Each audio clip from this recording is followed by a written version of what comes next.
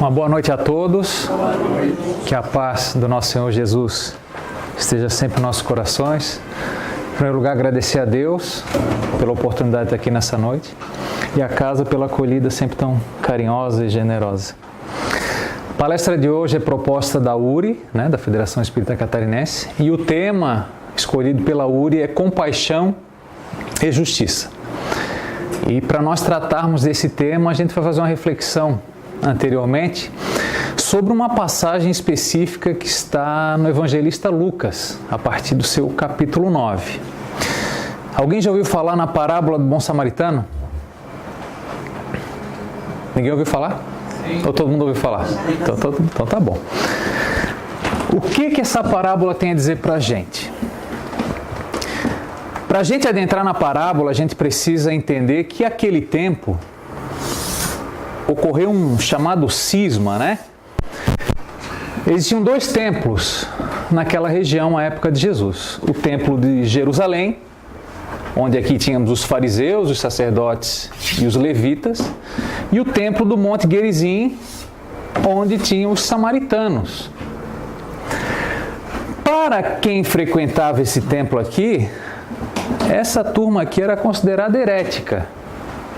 Era o espírita da época, mais ou menos. Não se mexe com aquela turma lá, não se gostavam, não tinha jeito. E isso foi tão forte que cada um construiu um templo para si, para que cada um adorasse Deus da sua forma. E eles não se misturavam. Então acontece que quando Jesus começou a ter aquela vontade de ir para Jerusalém, à época da Páscoa, ele decidiu passar por uma tribo, uma aldeia de samaritanos. E mandou os seus discípulos ir à frente. Olha, vocês vão na frente. E pede guarida, pede para serem... dormir um pouquinho, dar uma descansada ali naquela tribo de samaritano. Os samaritanos, sabendo que eles iam para o templo de Jerusalém, escorraçaram com eles lá. E eles voltaram indignados para falar com Jesus. Olha, Senhor, a gente tentou passar por lá, mas eles nos escorraçaram. O Senhor quer que a gente mande descer fogo do céu naquela tribo? E Jesus falou, calma, meu filho. Eu não vim para destruir vida, eu vim para salvar. E começa a jornada. Então Jesus vai até Jerusalém. Chegando a Jerusalém, ele dá de encontro com um doutor da lei, que era um sacerdote aqui da época. Depois de passar por isso tudo, chegar cansado, o que o sacerdote pergunta para ele? Rabi, o que eu tenho que fazer para herdar a vida eterna? Aí Jesus faz assim. O que está escrito na lei? O que lês? E o doutor da lei responde: amarás o Senhor teu Deus de todo o teu coração, de toda a tua alma, de todas as tuas forças e de todo o teu entendimento, e ao próximo como a ti mesmo. Aí Jesus responde: respondesse bem, faz isso e viverás. O doutor da lei, querendo se justificar, disse a Jesus: e quem é meu próximo? Porque quem é o próximo? Amar ao próximo como a ti mesmo. Aí ele pergunta, quem é meu próximo então? Aí Jesus começa com a parábola do bom samaritano. Ele fala assim: descia um homem de Jerusalém para Jericó, não é assim? Ele não identifica quem é essa pessoa. E essa pessoa, no meio do caminho, foi espancada, foi assaltada, deixaram ela caída no chão, arrebentaram ela inteira. Estava lá largada. Ficou aqui. Aí Jesus continua, descia do templo, ou seja, estava lá no templo rezando, descia do templo um sacerdote que passou por esse homem e fez que não tinha nem enxergado e passou reto. Descia do mesmo templo um levita, também estava lá fazendo suas orações, seus sacrifícios no templo, louvando a Deus da sua forma. Passa, vê o homem caído e troca o lado da rua, não dá atenção. Passava por lá também O samaritano. Olha o puxão de orelha que Jesus está dando. Porque se acreditava que bastava, né, eu cumprir meus ritos religiosos para eu ser um homem de Deus e conquistar a vida eterna. E olha só o que Jesus fala. Mas um samaritano que ia de viagem, porque não estava indo para o templo, chegou ao pé do caído e vendo, moveu-se de íntima compaixão. Aproximou, atou-lhe as feridas, aplicou azeite e vinho, colocou na sua cavalgadura, ou seja, colocou no cavalo, levou para uma estalagem e cuidou dele. E partindo no outro dia, tirou 2 dinheiros e deu ao hospedeiro. E disse-lhe, cuida dele, e tudo que mais gastares eu te pagarei quando eu voltar. Quem que fez isso? O herético. Olha só, ele cuidou do cara no chão, botou em cima do cavalo, levou para um alojamento, ficou a noite toda com ele. No outro dia de manhã, olha, se ele gastar mais alguma coisa, quando eu voltar eu te pago. Aí Jesus pergunta, qual dos 3 te parece ter sido próximo do que caiu? Olha a pergunta de Jesus. Qual dos 3 foi o próximo do que caiu? E o doutor da lei respondeu, aquele que usou de misericórdia para com o caído. E Jesus falou, então vai tu e faz a mesma coisa. Então olha que bonito isso. Porque às vezes a gente acredita que o processo de sentimento religioso de Deus está vinculado à estrutura religiosa, estrutura de templo e nossa frequência em casa religiosa. E Jesus usa justamente aquele que correu com eles da tribo, não deu alojamento, e era considerado herético pelos sacerdotes e pelos levitas. Para mostrar que o único que foi tocado no coração efetivamente por Deus, porque ele foi tomado de compaixão, a compaixão não era dele. Ele se colocou no lugar, ele sofreu junto com aquela criatura. E não só sofreu, tomou uma atitude ativa de ir lá cuidar. Porque às vezes a gente tem pena das pessoas, mas é distante. Ai, tadinho, mas não vou lá. Ele foi tomado de compaixão e teve uma atitude de ir lá e tirar aquela criatura do sofrimento e ajudar, independente quem era. Porque a definição de compaixão é sofrer com, sem discutir o porquê e o motivo que ele está sofrendo. Se ele está sofrendo por bem ou por mal, dependendo da atitude que ele teve para estar lá caído. Ele não perguntou por que tu apanhou? Por que tu está todo quebrado aí? Estavas assaltando o templo, porque naquela época essa região aqui era cheia de gente roubando, porque isso aqui virava um comércio só. Apanhasse de outros ladrões? Não, ele não perguntou, ele simplesmente foi lá e ajudou.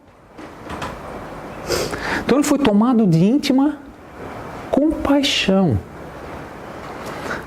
Ele foi misericordioso com aquela criatura. E às vezes a gente quer misericórdia de Deus para conosco, de maneira individual. Acreditando que a misericórdia de Deus para conosco apagará todas as nossas faltas.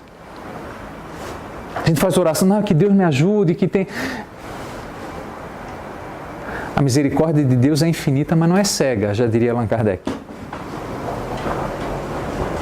A misericórdia de Deus ser infinita é no sentido dela não ser de um Deus implacável. Errou, tem que sofrer.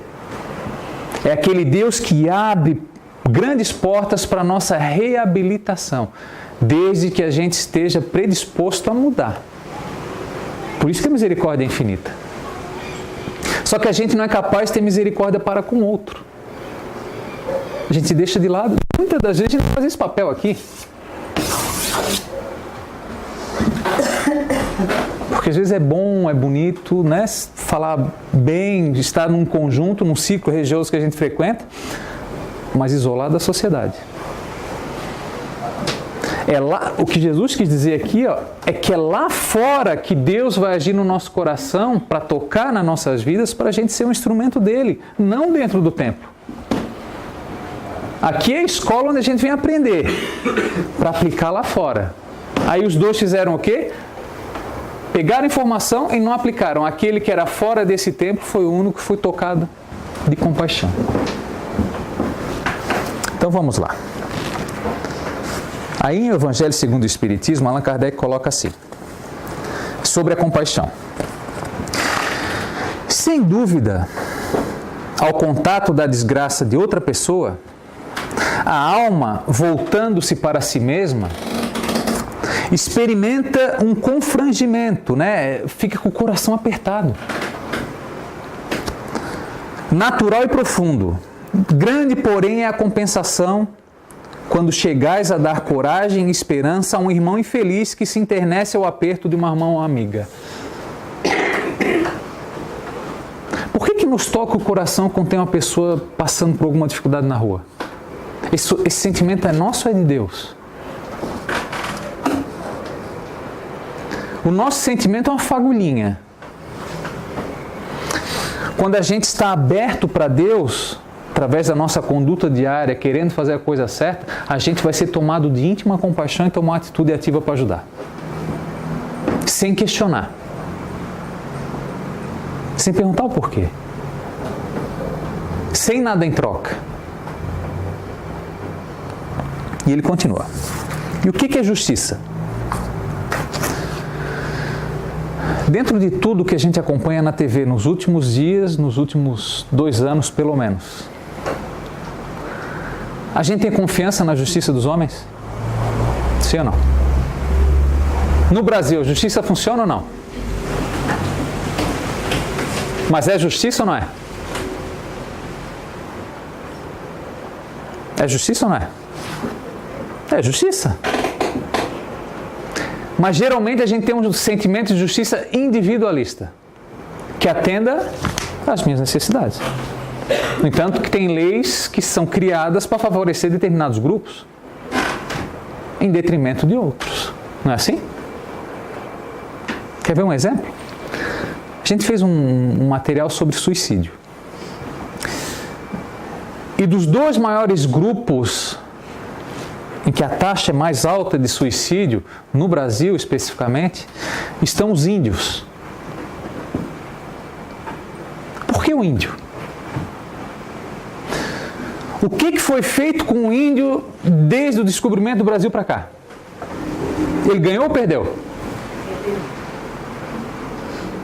Só perdeu, né? Ele foi sendo encurralado, não é? Vou perdendo. Mas tem uma lei por trás, dizendo que se pode consumir aquela terra. É justo ou não é? Perante a lei dos homens está justo ou não está? Os caras contratam um advogado. Eu disse, não, mas está aqui, está escrito na lei.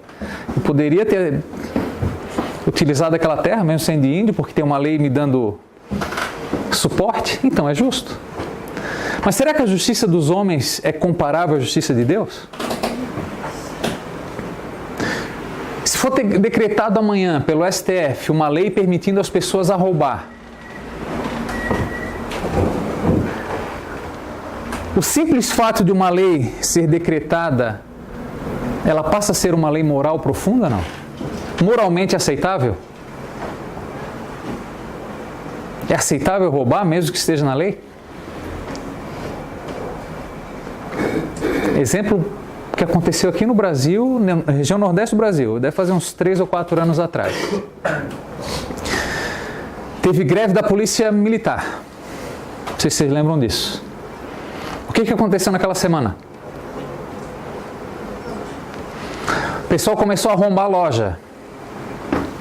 Começou a quebrar a loja para roubar. Então, enquanto tinha polícia, eu não era ladrão, é assim? Bastou a polícia sair de cena, o ladrão veio para fora. Então, infelizmente, ainda a gente precisa de algo externo para limitar nossas ações. Olha só que curioso. A gente não consegue andar ainda só com as leis de Deus no coração. Aí eu frequento um templo religioso, mas basta a polícia sair de cena, eu me sinto no direito de tomar algo que não é meu, só porque não tem polícia.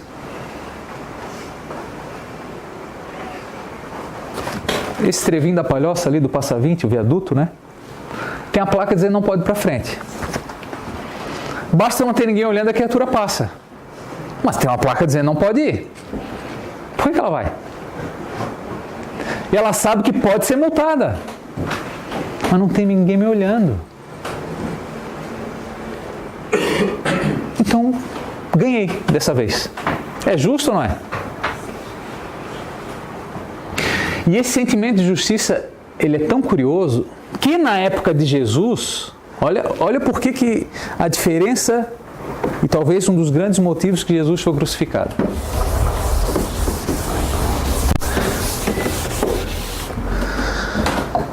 Roma tinha sua justiça. E se sentia no direito de dividir ela e apresentar ela para os outros povos. Essa justiça era tão forte que criaram uma deusa. A deusa justiça era adorada como se fosse um santo. Aí chegava Roma, destruindo outros povos, e após assumir aquele território, começava a cobrar imposto. Dessa turma trabalha para pagar a conta. Era justo ou não era? Como é que essa turma aqui que pagava imposto enxergava isso aqui? Ficava feliz ou não ficava? Imagina Jesus chegando a esse tempo e vendo isso aqui.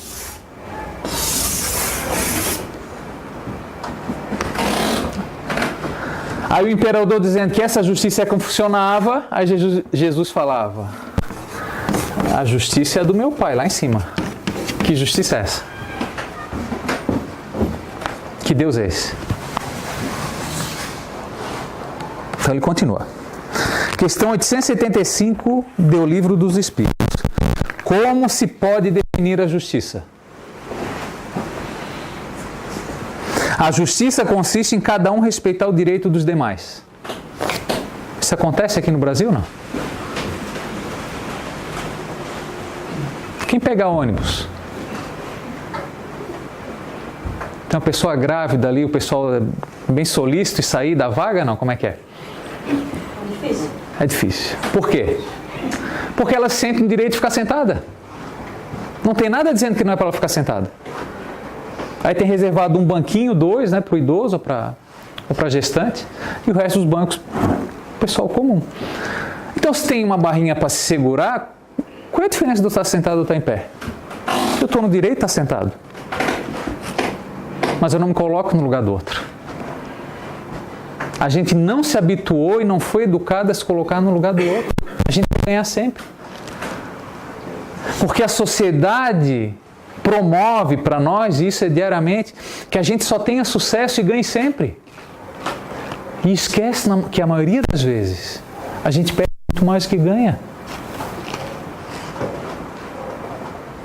Não é assim? Ou a gente ganha mais do que perde? A gente perde muito mais do que ganha no dia a dia.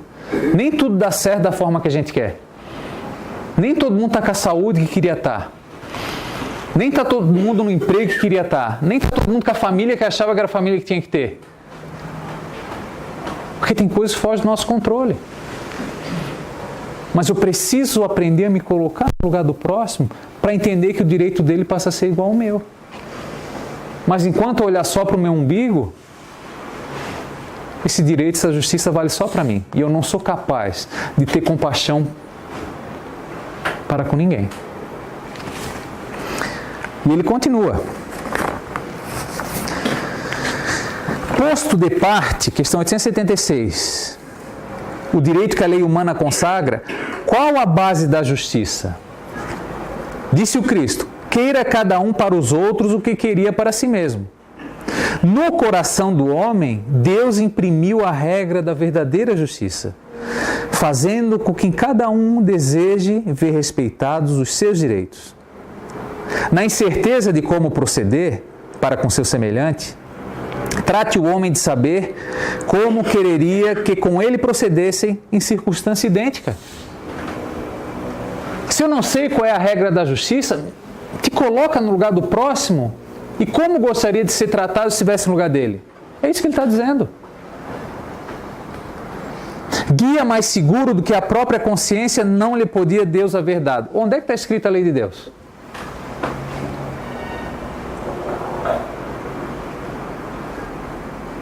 Qual livro? A gente se habituou que a lei de Deus está gravada na Bíblia, em especial nos 10 mandamentos. Aí Allan Kardec questiona em um livro dos Espíritos: onde está escrita a lei de Deus? Resposta dos Espíritos: na consciência. Porque é a consciência que me acusa à noite quando eu cometo algo equivocado. É a consciência que me acusa diariamente no sentimento de culpa, muitas das vezes. Às vezes o processo depressivo é uma consciência culpada. Deveria ter feito isso, não deveria ter feito aquilo, e fica naquele processo a consciência acusando. E como não entende o mecanismo da justiça divina, entra em processo depressivo, em alguns casos. E ele, comentário de Allan Kardec: efetivamente, o critério da verdadeira justiça está em querer cada um para os outros o que para si mesmo quereria, e não em querer para si o que quereria para os outros, o que absolutamente não é a mesma coisa. Não sendo natural que haja quem deseje o mal para si mesmo, desde que cada um tome por modelo seu desejo pessoal, é evidente que nunca ninguém desejará para o seu semelhante senão o bem. Allan Kardec questiona: dá para ser feliz na Terra? Quem acha que dá para ser feliz? Quem é feliz aqui, levanta a mão. Opa! Só os desencarnados levantaram a mão. Só os invisíveis levantaram a mão. Por que a gente não é feliz? Mas a gente não busca felicidade? Mas por que a gente não é feliz? E ele pergunta: dá para ser feliz na Terra? Resposta dos Espíritos: não. Porque a justiça não é aplicada. Essa justiça aqui. E a felicidade, ele vai continuar assim. A felicidade ela é relativa à posição em que a gente se encontra. Cada um aqui está num nível de felicidade maior ou menor. Ou de infelicidade, maior ou menor. Dependendo da posição que a gente se encontre e do mundo mental em que a gente vive. Porque às vezes a gente está bem, materialmente, com lucidez, com saúde, mas às vezes se compara com o que a sociedade nos mostra. Ah, mas a fulana fez uma viagem, não sei para onde, está lá, eu não consigo fazer, eu em depressão, estou triste. Ah, mas o vizinho ali conseguiu trocar de carro, não sei, está com 4 carros na garagem, só tem um. Eu vou ficar em depressão agora por causa disso. A felicidade, ela é inerente à posição que a gente se encontra. O que é feliz para um hoje pode ser infelicidade do outro. Por exemplo, quem ficou muito feliz hoje na hora do almoço que tinha comida na mesa? A felicidade profunda. Pouquíssimos de nós. Por quê? Porque é comum e está normal na situação que a gente se encontra, morando na América do Sul, no Brasil, na região sul aqui, ter um pouco mais de abundância. Agora, para o nosso companheiro que renasceu lá na Etiópia e que tem um prato de comida na semana, se ele recebeu esse prato da semana hoje, é motivo de soltar foguete. A posição que ele se encontra, o prato de comida para ele é motivo de felicidade absoluta. Talvez seja o dia mais alegre da semana dele. Para nós, nem tanto. E como a gente coloca a felicidade muitas das vezes nos bens materiais, e às vezes não consegue alcançar, a gente fica infeliz por essas coisas. Porque não é capaz de se colocar e olhar para trás que tem criaturas bem piores que nós. Materialmente, intelectualmente e no campo da saúde. E eu fico me comparando sempre com quem está acima. Materialmente falando, não moralmente. Tem uma música que diz, né? Meus heróis morreram de overdose. Então, às vezes a gente cria ídolos que nem sempre são tão felizes como aparentam. Na maioria das vezes, e se notar, nas taxas de uso de antidepressivo e de suicídio, são sempre aqueles mais materializados. Talvez aqueles que tenham mais recursos, porque estão sempre em busca de algo perecível. E a proposta de Jesus em nossas vidas é darmos valor para o imperecível. O que a gente leva quando desencarna para o mundo espiritual de matéria? Conta bancária, inventário, carro, celular, última geração? Nada. Por que a gente se apega tanto? É ruim ter? Não. É proibido, é pecado ter? Não. O problema é como é que eu adequo isso na minha vida e se isso é motivo da minha infelicidade. Aí eu começo a calibrar. Fulano postou algo no Facebook, eu entro em depressão. E não sabe, talvez, que por trás daquela foto tem uma tristeza profunda. Que a pessoa bota para fora um cenário que ela não dá conta de viver. Não estou julgando, estou posicionando. Feliz daquele que pode, né? Feliz daquele que tem condição para isso. Mas a gente não pode entrar nessa faixa de competição. Que todos nós estamos na melhor família de todas, na melhor condição possível e na melhor reencarnação de todas. Porque se olhássemos e se tivéssemos condições de saber o que fomos nas últimas 10 encarnações, talvez a gente não estava se olhando aqui com um carinho fraterno na noite de hoje. Basta que a gente reflita pelas nossas consciências e nossas más tendências, que é só uma fagulha do que a gente tem que trabalhar. Então, é importante essa reflexão da justiça e da compaixão para ver que a gente tem muita coisa. E que Deus age com uma sabedoria profunda para nós. Para saber em que momento de nossas vidas a gente tem que despertar. Que justiça que a gente tem que acompanhar. E se eu estou sendo misericordioso, tenho compaixão por alguém, pelas pessoas que me cercam, principalmente aqueles menos favorecidos.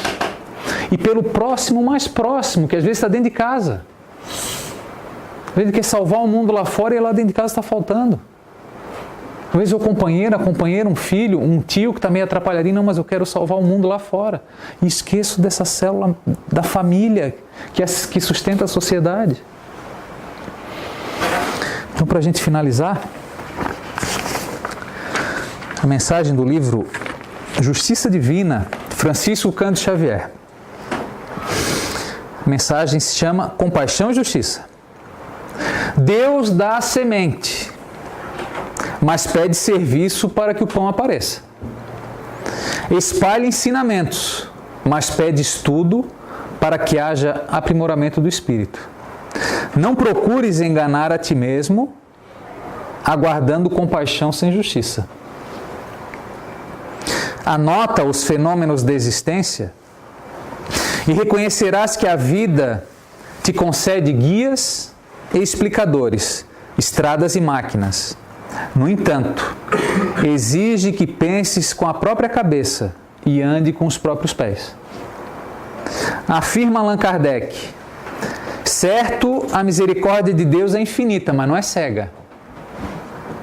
E Jesus, encarecendo a responsabilidade que nos supervisiona os caminhos, adverte-nos no versículo 33 do capítulo 13 do Evangelho de Marcos: olhai, vigiai e orai. Observemos que o apelo à prudência não inclui simplesmente o vigiai e orai, e sim começa com ampla objetividade pelo imperativo categórico: olhai. Olhemos ao nosso redor, mas olhemos principalmente para o nosso coração, para a nossa intimidade, para ver que tipo de justiça a gente tem aplicado em nossas vidas e naqueles semelhantes que estão muito próximos da gente. E se efetivamente, em algum momento, a compaixão de Deus tem invadido o nosso coração e a gente tem acionado positivamente para ela. Uma ótima semana para todo mundo.